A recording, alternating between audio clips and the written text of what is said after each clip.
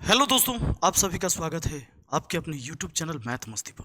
दोस्तों, आज जो हम आपको पढ़ाने वाले हैं, अलग ही अंदाज में, अलग ही तरीके से, आप सबको पता है, ये सिंपल इंटरेस्ट के सवाल जो ग्रुप डी के 2022 के एग्जाम में पूछे गए हैं। बहुत सारे सवाल करवाऊंगा आज सिंपल इंटरेस्ट से, यानी साधारण ब्याज से। ये चेहरा तब तक नहीं दिखाऊंगा जब तक कि एक एक बच्चा नहीं कह देगा कि गणित बहुत आसान था, बहुत इजी है, दुनिया के हर सब्जेक्ट से आसान गणित है। जब तक कि एक एक बच्चा कमेंट करके नहीं बोलेगा, तब तक मैं इसी तरह पढ़ाते रहूंगा। ध्यान दीजिएगा, ये जो सिंपल इंटरेस्ट के बहुत सारे सवाल मैं आज लेके आया हूं, इस सवाल को करने से पहले मैं सिर्फ 5 मिनट आपसे फालतू बात करूंगा, यानी बेसिक बात करूंगा, जिसके वजह से ये आपकी टेस्ट होती है। ये टेस्ट है, टेस्ट का रिपोर्ट आते ही मुझे पता चल जाता है कि आपको प्रॉब्लम कहाँ है और मुझे इलाज किस चीज़ का करना है। सबसे पहले आप जान लीजिए, जब सिंपल इंटरेस्ट यानी साधारण ब्याज पढ़ते हैं तो पी का मतलब समझिए कि प्रिंसिपल होता है, यानी मूलधन होता है। प्रिंसिपल को हिंदी में मूलधन कहते हैं। ए मतलब अमाउंट होता है, और अमाउंट को हिंदी में मिश्र धन कहते हैं। अमाउंट को हिंदी में क्या कहते हैं? अमाउंट को हिंदी में कहते हैं मिश्र धन। अब ध्यान दीजिएगा, आर मतलब होता है रेट, रेट को कहते हैं दर। टी, टी का मतलब होता है टाइम, टाइम यानी होता है समय।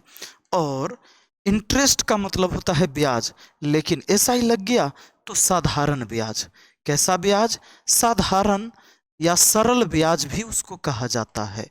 मेरे दोस्त, इसी में से कोई भी बात आपसे एग्जाम में पूछा जा सकता है।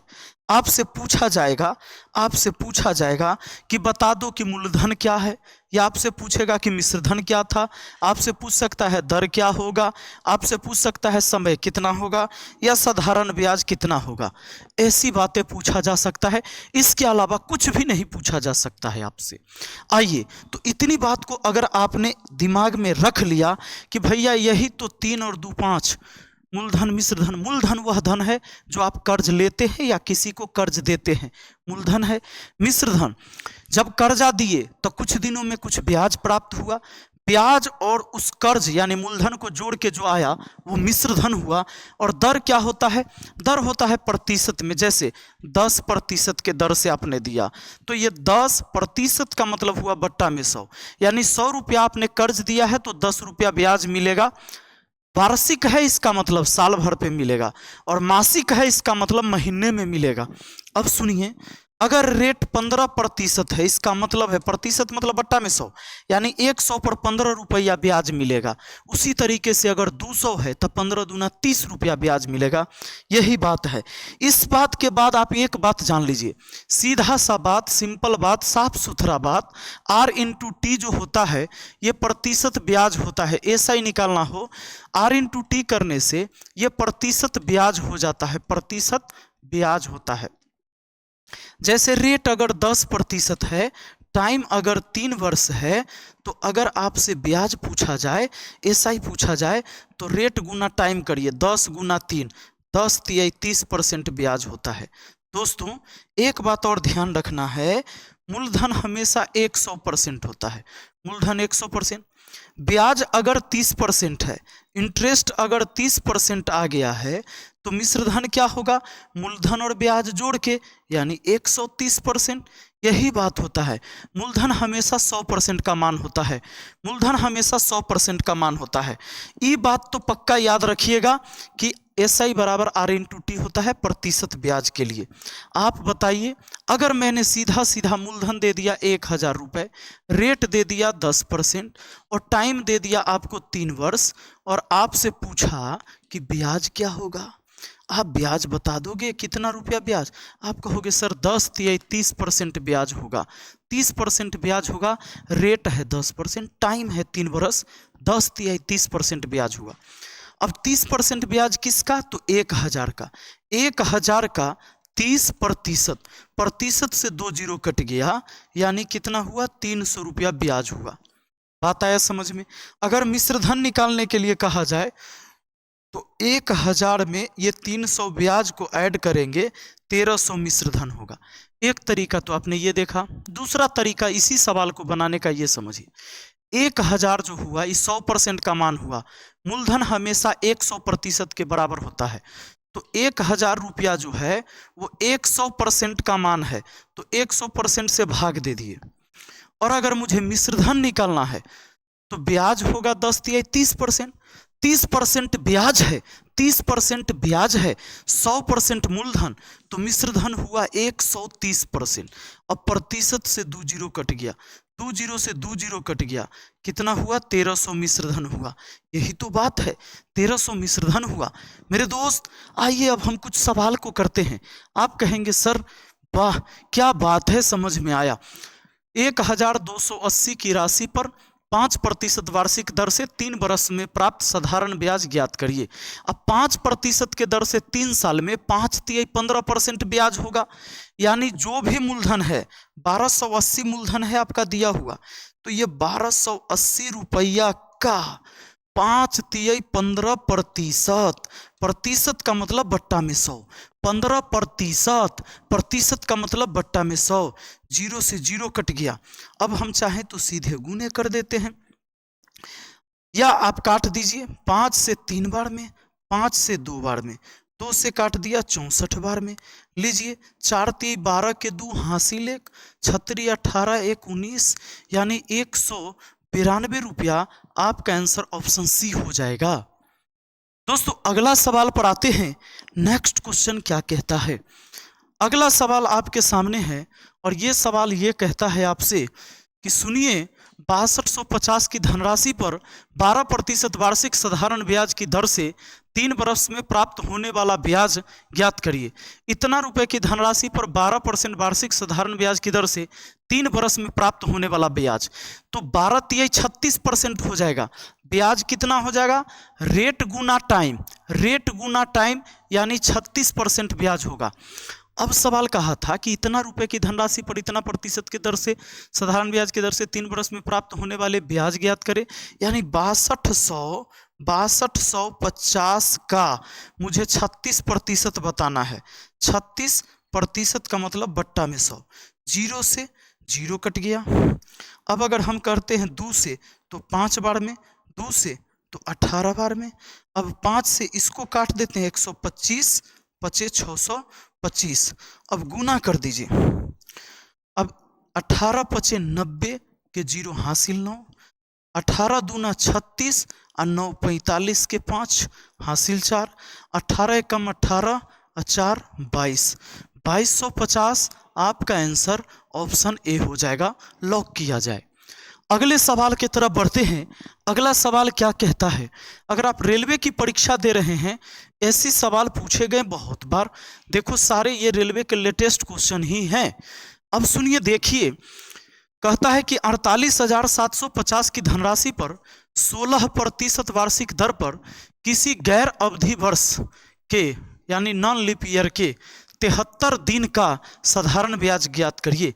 73 दिन नॉन लीप ईयर में है, तो 73 दिन जो हुआ 365 का कैमा भाग हुआ, तो ये दिन को हम साल में चेंज कर देते हैं। एक साल में 365 दिन होगा अगर वो जनरल वर्ष है, नॉन लीप ईयर है तो 73 दिन को 365 से भाग दिए, 5 बार में कट गया। 1/5 वर्ष बोल सकते हैं, हम बोल सकते हैं 1/5 वर्ष इसको। अब बताइए, 16% के दर से पूछा गया है साधारण ब्याज ज्ञात करने के लिए। 16% के दर से 16% के दर से 1/5 साल में 16% है, इसको गुना करिए तो इतना हो जाएगा 16/5%, यानी कि इतना रुपया का कितना है? ये जो रुपया है ये है, मैं इसको छोटा सा लिखता हूं, 48,750। इतना रुपया का ये 16/5% का मतलब बट्टा में 100, जीरो से जीरो काट सकते हैं और भी काट सकते हैं। अगर हम चाहे तो इसको 5 से काट सकते हैं। 5 से 5 नमा 45, शेष 3, 3 पर 7 37, 5 सते 35, शेष 2, 2 पर 5 25, 25 25। अब 5 से काट दीजिए या अब गुना ही कर दीजिए। चलिए 16 पचे 80 के 0, 16 पचे 80 के 0 हासिल 8, 16 सते 112 8, 120 के 0 हासिल 12 और 16 नमा 44 से 144 में 12 जोड़ दीजिए, 4 2 6, 4 1 5 1, 15 6। और देखिए नीचा में एक ये 10 है, तो 0 को काट देगा, 1560 आपका आंसर हो जाएगा, क्योंकि 10 से भाग होगा, 0 से 0 कट जाएगा, 1560 रुपया आपका आंसर आ जाएगा। अगला सवाल पर आइए दोस्तों, अगला सवाल देखिए अगला। और आप अगर नए हैं तो भी आपको ये सारी चीजें समझ में आया होगा। अब देखिए जरा अगला सवाल क्या कहता है। 12.5% वार्षिक साधारण ब्याज की दर से निवेशित एक राशि पर 2 वर्ष बाद प्राप्त मिश्र धन 8250 रुपया प्राप्त साधारण ब्याज ज्ञात करिए। यानी 2 वर्ष के बाद प्राप्त मिश्र धन उतना है, साधारण ब्याज कितना होगा। एगो बात बताइए सबसे पहले कि 2 साल में 12.5% के दर से 12.5 दूना कितना होगा, 12 दूना 24, आधा दूना 1, 25%। तो 25% ब्याज होगा, इंटरेस्ट हुआ 25%, मिश्र धन जो होगा, चूंकि मूलधन 100%, ब्याज 25%, तो मिश्र धन 125% मिश्र धन, और मूलधन कितना 100%, यही बात ना। अब जरा एक बात बताइए, ये आपको मिश्र धन दिया हुआ है, तब मिश्र धन जो होता है ये 8250 रुपया जो मिश्र धन है, ये हो गया 125% का मान, 125% का मान। और हमको निकालना है साधारण ब्याज ज्ञात करना है, प्राप्त मिश्र धन उतना है, साधारण ब्याज तो होगा 25%, यानी 25% का मान ज्ञात करना है, तो 25% से गुना कर लिए। 8250 मिश्र धन है, मिश्र धन से भाग दिए, 125% से भाग दे दिए तो 1% का मान निकला, और हमने 25% से गुना किया, 25% का मान निकल गया, 25% ही तो ब्याज है। अब देखिए 25 25 25 पचे 125, 5 से इसको काट दिए, 16 पचे 80, 2 पचे 25, अब 0, 1650 कहाँ है, आपका आंसर ऑप्शन ए हो जाएगा। मुझे पूरा भरोसा है कि आपको ये बहुत अच्छे से चीजें समझ में आई होगी। दोस्तों अगला सवाल देखिए ना, सवाल ये पूछा ही गया है, एनटीपीसी में आया है। देखिए सवाल कहता है 10,000 की एक धनराशि पर 5 पैसा प्रति रुपए प्रति माह की दर से 6 माह का साधारण ब्याज। अब 5 पैसा प्रति रुपए प्रति माह के दर से 5 पैसा प्रति रुपया मतलब 100 पैसा पर, तो 5/100 का मतलब 5% हुआ कि नहीं हुआ। अरे 5 पैसा 1 रुपया, तो 1 रुपया को पैसा में चेंज किए 100 पैसा हुआ, यानी 100 पैसा पर 5 पैसा ब्याज आ रहा है हर माह, मतलब हुआ कि 5% है प्रति माह ब्याज। तो प्रति माह चल रहा है 5% के दर से, तो 6 माह में 6 पचे 30% ब्याज हुआ। अब 30% ब्याज हुआ क्योंकि रेट गुना टाइम किया मैंने, 30% ब्याज हुआ 6 माह में। तो जो भी मूलधन है 10,000 का 30% होगा, 10,000 का 30%, 2 जीरो कटा क्योंकि प्रतिशत का मतलब बट्टा में 100, 30 पर 2 जीरो और आ गया, 3,000 आपका आंसर हुआ ऑप्शन सी। ब्याज पूछा गया है इसलिए 3,000 हुआ। मिश्र धन पूछा जाता तो 10,000 में 3,000 जोड़ देते, 13,000 हो जाता। आगे बढ़ते हैं, अगला सवाल को देखिए जरा दोस्तों। अगला सवाल देखिए कितना जबरदस्त है, महत्वपूर्ण भी है, बहुत ही महत्वपूर्ण है। तो देखिए जरा, क्वेश्चन कहता है एक धनराशि को 8% वार्षिक साधारण ब्याज की दर पर 3 वर्ष के लिए निवेशित किया गया था। यदि ब्याज की दर R + 2% होती, पहले R% था, 3 साल के लिए अगर वो R + 2% होती तो उस पर 84 रुपया अधिक ब्याज प्राप्त होता। निवेशित धनराशि ज्ञात कीजिए, यानी कितना पैसा लगाया गया था ये पूछा गया है आपसे। एक बात बताइए मुझे, R% के बदले R + 2 लगा दिए, इसका मतलब 2% अधिक कर दिए, तो 2% अधिक कर दिए। अब बात 3 साल की है, तो 3 साल में 3 दूना 6% अधिक ब्याज आ गया। अधिक ब्याज आ गया कै परसेंट, 6%, तो 6% अधिक ब्याज आया, जबकि रुपया में 84 रुपया ब्याज आया। तो ये जो 84 रुपया अधिक ब्याज आया, वो 6% अधिक होने के वजह से, यानी 6% का मान है 84 रुपया, 6% का मान है 84 रुपया, तो 6% से भाग दे देंगे तो 1% का मान होगा। और अगर आपसे पूछता है कि निवेशित धनराशि मूलधन पूछा है तो 100% का मान पूछा है, प्रतिशत कट गया, 6 से कटेगा, 14 छक्के 84, 14 में 100 से गुना तो 1400 रुपया हो जाएगा, 1400 रुपया ऑप्शन सी हो जाएगा। मेरे दोस्त, मुझे पूरा भरोसा है कि आपको कहीं दिक्कत न हुआ है। हम आगे बढ़ जाएं, अगले सवाल पर देखिए। तो अगला सवाल देखिए, अगला सवाल क्या कहता है? सवाल कहता है एक निश्चित धनराशि को, एक धनराशि को वार्षिक साधारण ब्याज की एक निश्चित दर पर 4 वर्ष के लिए निवेशित किया गया। यदि ब्याज वार्षिक साधारण ब्याज दर पर 2% अधिक होती तो इन 4 वर्ष में निवेशित धनराशि पर 640 रुपया अधिक ब्याज मिला होता। अब बताइए, आप ही बताइए कि 4 वर्ष के लिए लगाया गया था, कोई एक दर था जो दर हम लोग को नहीं पता है, कोई एक दर था जो 4 वर्ष के लिए दे दिया गया ब्याज को, और कहता है कि 4 वर्ष में 2% अगर अधिक होता तो 640 रुपया अधिक ब्याज आता। 2% के दर से 4 साल के लिए 2% अगर अधिक कर दीजिएगा, रेट को 2% बढ़ा दीजिएगा तो 4 साल में 4 दूना 8% अधिक ब्याज आएगा। जबकि ब्याज बोला 640 रुपया अधिक आया है, तो ये जो 640 रुपया अधिक ब्याज आया है, ये 8% ब्याज बढ़ने के कारण, तो 8% का मान है 640, तो 8% से भाग दे देंगे तो 1% का मान निकल गया। अब पूछता है कि निवेशित धन 640 अधिक ब्याज मिला होता। अच्छा, धनराशि को वार्षिक धनराशि ही पूछा गया है, तो धनराशि पूछा जाएगा, तो धनराशि पूछा जाएगा, हमें क्या करना होगा? 100% से गुना करना होगा। प्रतिशत से प्रतिशत कट गया, 8 से काट दिए, 8 64, यानी 8000 इसका मूलधन हो जाएगा। मूलधन कितना हो जाएगा? 8000 हो जाएगा। सवाल कहा था एक धनराशि को वार्षिक साधारण ब्याज की एक निश्चित दर पर 4 वर्ष के लिए निवेशित किया गया। यदि वार्षिक साधारण ब्याज दर पर 2% अधिक होती तो इन 4 वर्ष में निवेशित धनराशि पर 640 अधिक ब्याज मिला होता। मूलधन आगे लिखा नहीं गया है, शायद क्वेश्चन छूट गया, लेकिन मूलधन पूछा जाएगा तो यही 8000 होगा। ठीक है, अब देखिए, अब इस सवाल को जरा गौर करिए, ये बहुत ही खतरनाक सवाल है जी। क्वेश्चन आपको देखिए, मैं थोड़ा सा छोटा कर दिया हूं ताकि आप पूरा पढ़ पाएं। इस टाइप के सवाल भी एग्जाम में आते हैं। सवाल क्या कहा?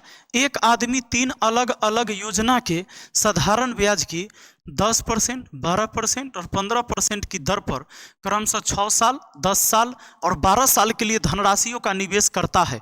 यदि प्रत्येक योजना की परिपक्वता पर उसे समान ब्याज प्राप्त होता है तो निवेशित धनराशियों का क्रमशः अनुपात ज्ञात करिए। मान लीजिए आपसे क्या कहा कि वो तीनों धनराशि कितना कितना रहा होगा। तीनों धनराशि, क्योंकि पहली धनराशि जो लगा वो 10% के दर से 6 साल में, तो 10% के दर से 6 साल में, 10% के दर से 6 साल में 10 छक्के 60% ब्याज होगा, 60% ब्याज होगा। 10% के दर से 6 साल में 10 छक्के 60% ब्याज होगा। 12% के दर से 10 साल में 12 दहाई 120% ब्याज होगा। और 15% के दर से 12 साल में, 15% के दर से 12 साल में R इंटू टी करिए ना, 180% ब्याज होगा। मेरे दोस्त, कहा कि ब्याज बराबर है तो मूलधन का रेशियो बताइए। ये ब्याज बराबर अगर है, मूलधन की रेशियो पूछा गया है, तो आपको करना क्या है ये देखिए। आपको इसी रेशियो को पलट देना है, इसी रेशियो को पलट देना है।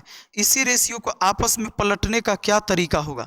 सबसे पहले काटिए, 60 एकम 60, 60 दूना 120, 60 3, ये हो गया। इसको जब आप पलट दोगे, पलट कर कैसे लिखोगे? पलट कर कैसे लिखोगे ये देखो। तो 1 2 3 का एलसीएम ले लीजिए। एलसीएम हो जाएगा कितना? 6। 1 से 6 को काटिएगा 6 बार में, 2 से 6 को काटिएगा 3 बार में, और 3 से 6 को काटिएगा 2 बार में। 6 3 2 का रेशियो हो जाएगा 6 3 2, ये मूलधन का रेशियो हो गया। ऊपर वाला ब्याज का रेशियो था, लेकिन ये मूलधन का रेशियो हो गया। ये तो ब्याज का रेशियो था, ये मूलधन का रेशियो, यही 6 3 2 हो गया। ऑप्शन बी हो गया। मेरे दोस्त, अगर आपको गणित समझ में आया तो आप कहिए कि सर अच्छे से समझ में आया। ये लेवल 1 था, लेवल 2 चलेंगे। 5-6 लेवल ही पढ़ना है हर चैप्टर में और सारा क्लियर हो जाता है, एक भी चीज नहीं छूटता है। आपको कैसा लगा, कितना समझ में आया, जरूर लिखिएगा कि सर 100% समझ में आया या 80% या 20%। आपको अगर पूरा समझ में आया है तो 100% समझ में आया, ये जरूर लिखिएगा। मिलते हैं फिर अगली वीडियो में इसका लेवल 2 लेके। चलिए, thank you, best of luck.